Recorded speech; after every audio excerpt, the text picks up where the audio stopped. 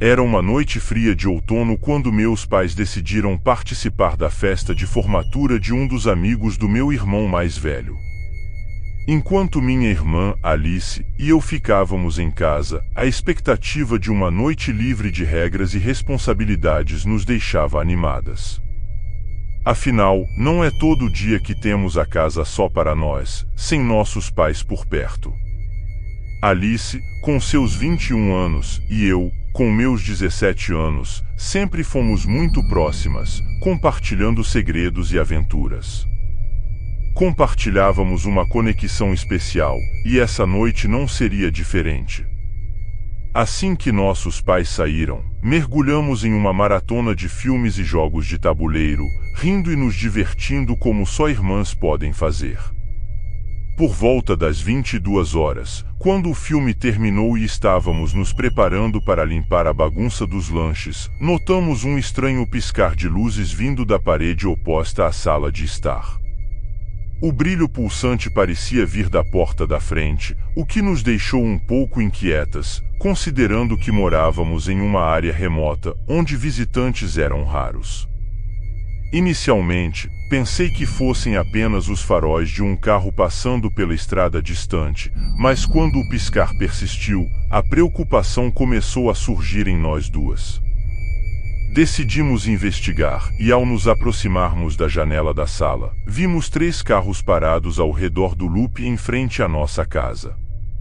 O coração de Alice começou a bater mais rápido, enquanto eu tentava acalmá-la, sugerindo que eles poderiam estar perdidos e tentando encontrar o caminho certo.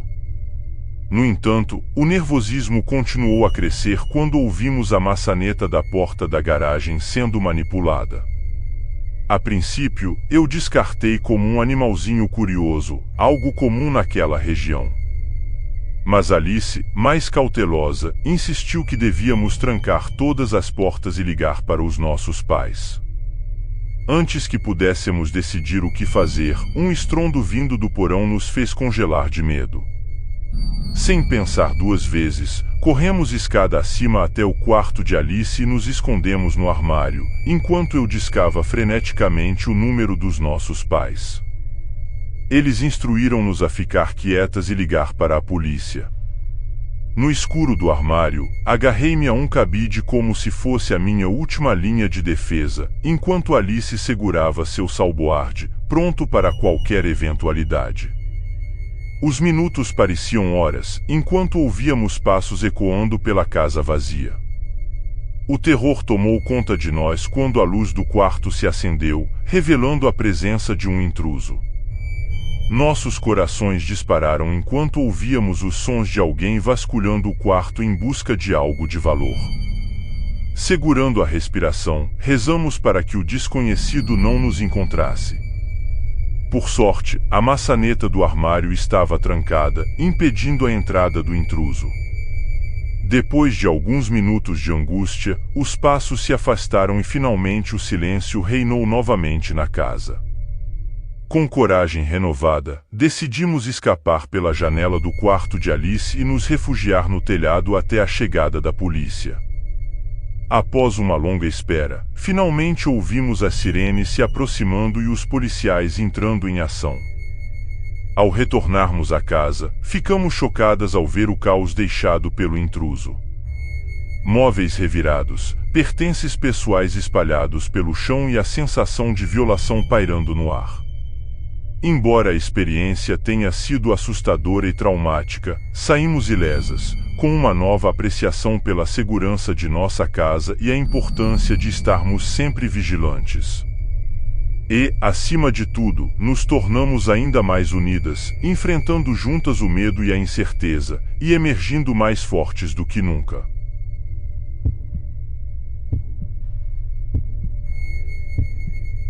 Então, isso aconteceu comigo há alguns anos, em abril, e ainda não consigo me livrar do quão aterrorizante e estranho foi. Eu estava em casa sozinha me preparando para a aula da faculdade naquela manhã, e abri minhas cortinas para deixar entrar um pouco de luz natural. Olhei pela janela e vi um homem na faixa dos 30 anos usando um boné, vagando pela minha propriedade com as mãos nos quadris, andando com muita confiança estranha. Nosso quintal é meio que como um penhasco e tem vista para nossos 5 acres de propriedade abaixo. Eu moro em um sítio, então é uma vista bastante cênica.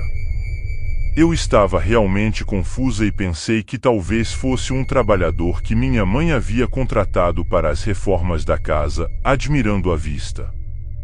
Estava um pouco desconfortável nesse ponto porque o cara andava de um lado para o outro da casa, fora de vista. Subi as escadas para vê-lo agora andando pelo meu quintal de frente à minha garagem, olhando para as coisas e verificando minha casa. Ele ainda não havia me visto lá. Foi quando liguei para o meu pai e perguntei se havíamos contratado alguém, e ele disse que não, que ele soubesse, e me disse que ia ligar para minha mãe e perguntar a ela e depois me ligaria de volta. Eu estava esperando a ligação quando notei o carro estranho do cara. Era uma caminhonete preta e estava sem placa, estacionado paralelamente à minha porta da frente. O homem ainda não me viu e continuou andando pelo quintal, então eu vi isso como uma oportunidade para lembrar que temos um sistema de segurança e o ativei. Se ele tentasse invadir, alertaria imediatamente a polícia. Se fosse algum profissional ou trabalhador, ele teria tocado a campainha ou batido pelo menos uma vez na porta. Ele não fez isso. Nesse momento, recebi uma ligação de volta do meu pai dizendo que nem ele, nem minha mãe contrataram ninguém para vir hoje e que eu precisava ligar imediatamente para a delegacia de polícia local. Desci as escadas depois de ter certeza de ter trancado todas as portas e janelas lá em cima e liguei para a delegacia de polícia da minha cidade. Expliquei para a operadora sobre o que estava acontecendo e ela decidiu que não ia enviar um oficial e, em vez disso, me deu um número para ligar para a linha de emergência deles e disse que falasse com eles. Liguei para o número que ela me deu e imediatamente recebi uma mensagem automática dizendo: "Obrigado por ligar para a linha direta de emergência da cidade. Não estamos disponíveis para atender sua ligação agora. Se for uma emergência, por favor, desligue e ligue para 190. Nesse ponto, eu estava realmente irritada porque 15 minutos se passaram e esse cara estranho ainda estava rondando minha casa enquanto eu estava sozinha lá, e aparentemente isso não era o suficiente para justificar uma emergência para a senhora que liguei no departamento de polícia local. Eu desliguei e decidi ligar para o 190. Depois de entrar em contato com o operador, fui questionada sobre a aparência dele, antes que eles alertassem os policiais mais próximos de mim para começarem a se dirigir à minha casa. Toda a situação parecia muito estranha. Ninguém estava com pressa de fazer com que os policiais viessem até minha casa quando eu era uma adolescente em casa sozinha com um estranho. Pedi à oficial para ficar na linha com ela quando finalmente, depois do que parecia uma eternidade, ela alertou a polícia para vir até onde eu estava. Ela concordou e voltei para cima para verificar o cara estranho e ele agora estava sentado dentro da caminhonete, ouvindo um programa de rádio extremamente alto ou em uma ligação telefônica com alguém através do carro. Era uma voz masculina extremamente alta, vindo do carro. De repente, ouço o tom que você ouve quando alguém desliga a ligação e o operador não está mais na linha. Eu estava realmente confusa quando meus pensamentos foram interrompidos por um número de telefone não reconhecido me ligando. Assumi que era o operador me ligando de volta, então atendi. Fui recebida por uma respiração pesada e realmente assustadora. Não tenho certeza de quem era, mas realmente me assustou. Desliguei imediatamente e liguei de volta para o 190. Eu estava bastante calma até este ponto, mas essa ligação telefônica me colocou em modo de pânico. Entrei em contato com outra operadora que já sabia da minha situação e endereço antes mesmo de eu conseguir explicar a ela. Ela disse que os policiais estavam a caminho. Nesse ponto, havia-se passado uns 20 minutos, o cara ainda estava aqui em seu carro e os policiais não chegavam. Mantenha em mente que eu moro em uma cidade menor, então não há motivo para os policiais demorarem tanto para vir. Finalmente, esse cara está saindo da minha garagem justo quando os policiais chegam e eles o param e fazem algumas perguntas. Um policial então vem até minha porta e me entrega um panfleto suspeito, dizendo que era apenas um jardineiro. Ele disse que tinha uma consulta. Eu fiquei realmente aliviada e irritada por ser apenas um cara que minha mãe tinha contratado, até perceber que não era. Liguei de volta para minha mãe e falei que o policial disse que era apenas um jardineiro que você contratou e que tinha uma consulta. Minha mãe responde: posso garantir que nunca contratamos um jardineiro e nem estamos precisando. Esse é um dos medos que tenho de ficar em casa sozinha, nunca se sabe a maldade das pessoas. Eu mesma não sabia o que aquele senhor estava fazendo por lá e nem quais eram suas intenções.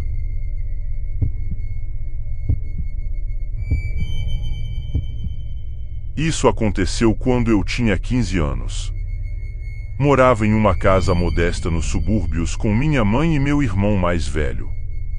Nossa casa era pequena, com apenas 2 quartos, então eu dividia o meu com minha mãe, enquanto meu irmão tinha o seu próprio quarto. Minha mãe trabalhava no turno da noite como enfermeira, e meu irmão costumava sair com os amigos à noite, deixando-me muitas vezes sozinho em casa. Aquela noite não foi diferente.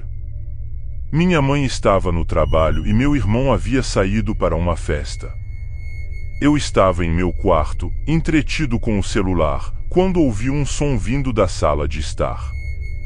Levantei-me para investigar, imaginando que meu irmão talvez tivesse voltado mais cedo. Ao entrar na sala, percebi que a porta dos fundos estava aberta. Estranhei, pois sabia que sempre a trancávamos antes de dormir. Olhei ao redor, mas não vi ninguém. Decidi fechar a porta e voltar para o meu quarto. No entanto, algo me fez parar no corredor. Um pressentimento estranho me invadiu, e decidi verificar todas as portas e janelas da casa. Enquanto caminhava pela casa, percebi que uma das janelas estava aberta. Aquilo me deixou ainda mais desconfortável. Fui até lá e fechei a janela, trancando-a em seguida. A sensação de paranoia começou a me consumir enquanto eu pensava no que poderia ter acontecido. Decidi voltar para o meu quarto e tentar me acalmar. Fechei a porta do meu quarto e me deitei na cama, tentando afastar os pensamentos perturbadores da minha mente. Por volta da meia-noite, ouvi passos vindo da sala de estar. Meu coração começou a bater mais rápido enquanto eu tentava controlar minha respiração. Então, ouvi a porta do meu quarto se abrir lentamente. Fiquei paralisado de medo, sem saber o que fazer. Vi a sombra de alguém passando pela porta, e meu corpo todo se enrijeceu. Eu não conseguia gritar, não conseguia me mover. A pessoa parecia estar vasculhando os outros quartos da casa, fazendo barulho enquanto o fazia. Eu permaneci imóvel na cama, rezando para que a pessoa não entrasse no meu quarto. Por algum milagre, eles passaram direto, continuando a vasculhar os outros cômodos. Ouvi-os andando de um lado para o outro, abrindo e fechando portas, até que finalmente ouvi a porta dos fundos se abrir e fechar novamente. Fiquei deitado na cama, tremendo de medo, até o amanhecer.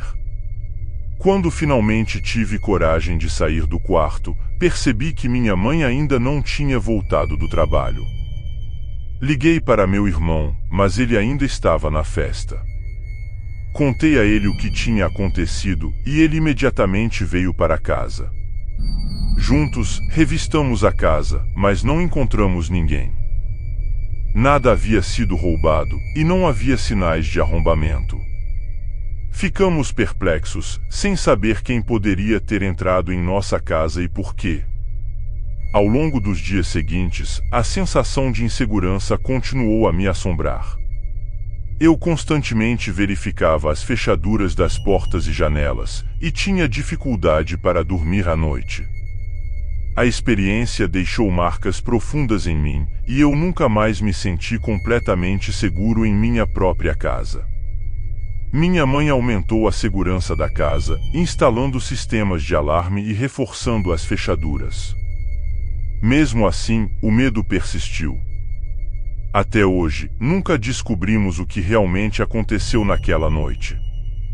Mas uma coisa é certa, aquela experiência mudou minha vida para sempre, e eu nunca mais me esqueci da sensação de vulnerabilidade e medo que senti naquele momento. Se você adora histórias arrepiantes e quer ficar por dentro de todos os nossos relatos de terror, não se esqueça de se inscrever no canal e ativar o sininho para receber todas as notificações. Deixe seu comentário compartilhando suas experiências ou opiniões sobre os vídeos, e não se esqueça de deixar seu like se você gostou do conteúdo. Sua participação é essencial para mantermos o canal assustadoramente incrível. Então, prepare-se para mergulhar no mundo do medo e mistério e junte-se à nossa comunidade de amantes de histórias de terror.